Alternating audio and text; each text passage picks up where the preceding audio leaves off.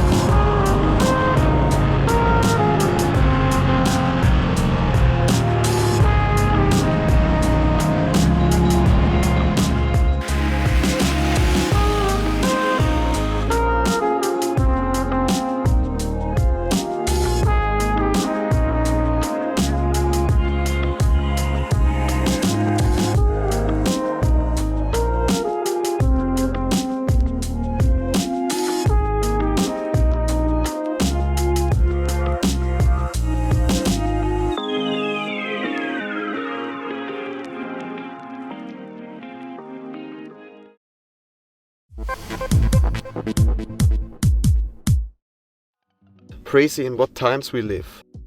Times in which the small naked bikes reach over 150 horsepower and yet do not even represent peak performance.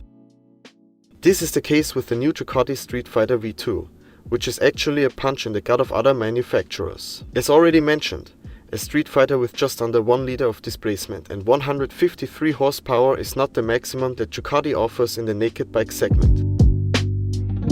I'm talking about the Streetfighter V4, which tries to put a whopping 208 horsepower on the asphalt with its 1103cc V4. That makes the small Street Fighter's 955 cubic inch V2 seem almost tame in comparison. An exciting thought in a broader sense, but let me explain. If you look at the competition from Japan or Germany, you'll find there are versions of hyper nakeds that range from 160 to 170 horsepower, so quite comparable to our Ducati. But this is already the end of the line for the other manufacturers. This is the creme de la creme of these competitors. At Ducati, we're talking about the entry-level street fighter, so to speak. If that's not a statement of power, I don't know what is. But enough rambling about the motorcycle market. Let's get to the reason why you clicked on this review. The Ducati Streetfighter V2. Based on the Panigale V2, the Italians offer a sporty package in a dress suitable for everyday use, which nevertheless cuts a good figure on the racetrack, as my colleagues were able to find out during the tests on the track. But the power unit can also convince on the country roads. With modified mapping compared to Panigale and a new gear ratio, the V2 is ready to attack. With its 153 horsepower at 10,750 revolutions per minute and maximum torque of 101 Nm at 9,000 revolutions per minute, the unit demands revs to exploit its full potential. Once in the comfort zone, the Super Quattro engine rewards with thrust, a delightful sound and slamming gear changes when the quickshifter is engaged. Depending on the mood or current conditions, one of the 3 standard riding modes can be selected via the 4.3 inches TFT display. Rain, Road and Sport are available, all with their own characteristic engine curves for throttle response, power and sensitivity of the riding aids. Because there are numerous of them, for which you are not asked to pay extra. That's right, on the Streetfighter V2 everything is on board as standard. We're talking ABS cornering with slide-by-brake function, Ducati traction control, Ducati wheelie control, Ducati quick shift and engine brake controls.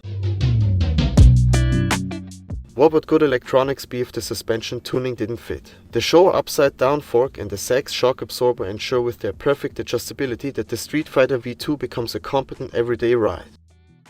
Although noticeably tightly tuned, the suspension absorbs bumps on the road with confidence and offers enough residual comfort to allow relaxed day trips. On winding country roads, it also convinces with fine responsiveness and a lot of transparency in curves. The Diablo Rosso 4 completes the sporty handling and allows fast directional changes on the 200 kg machine. Combine that with a sporty and front wheel oriented riding position and powerful Brembo monoblock M432 calipers, biting on a double set of 320mm discs at the front, and you have a confidence-inspiring and fun package that gives pleasure in every situation. In fact, you quickly forget that you're on a massive naked bike with just under 1 liter of displacement. If you're on the road with a motorcycle for a whole week as we were, you also get to know its strengths and weaknesses away from the corners. Thanks to numerous rainy days, our everyday test was even more realistic than we had hoped. However, this allowed us to discover one negative aspect of the design in particular, which would never come to light in perfect conditions. Because even though you can't talk about great weather protection on a naked bike in any way, the beautifully shaped tail stood out. When riding in the rain, this is the Achilles heel, as the back stays dry for the most part, but water and dirt reach the rider through these openings. The rotting of the rear manifold became noticeable when riding around town, no matter what the weather. It leaves the rear cylinder, takes a detour under the rider's seat and ends in the header under the bike. But this spectacular looking manifold rotting results in an involuntary seat heater for the rider, pleasant in cool temperatures, in summer probably rather annoying.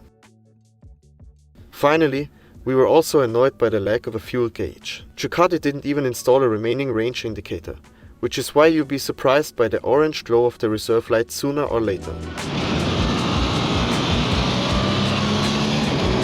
Despite these minor annoyances, with the new Streetfighter V2 you're buying a quite splendid and powerful naked bike that lives up to the Ducati Streetfighter name.